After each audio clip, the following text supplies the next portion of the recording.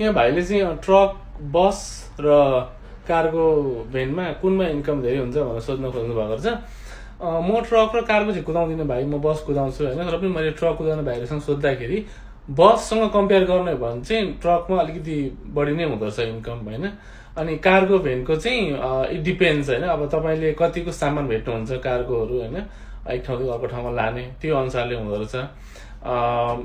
तिनवटामा better चाहिँ truck नै हो। यदि तपाईँ घरमा बस्ने आवश्यक छैन, फ्यामिलीबाट टाढा बस्दा पनि तपाईँलाई समस्या हुँदैन, अरू तपाईँलाई हेल्प गर्ने घरमा फ्यामिलीहरू छन् भने चाहिँ म चाहिँ ट्रकमै तपाईँहरूलाई जानु भन्न चाहन्छु। र अब घरमा तपाईँ जानुपर्छ, घरको फ्यामिलीहरू बुवाआमाहरू बुढा वृद्ध हुनुहुन्छ भने चाहिँ बसमै ठिक हुन्छ। तपाईँ दिनभरि काम गरेर बेलुका घर जान सक्नुहुन्छ।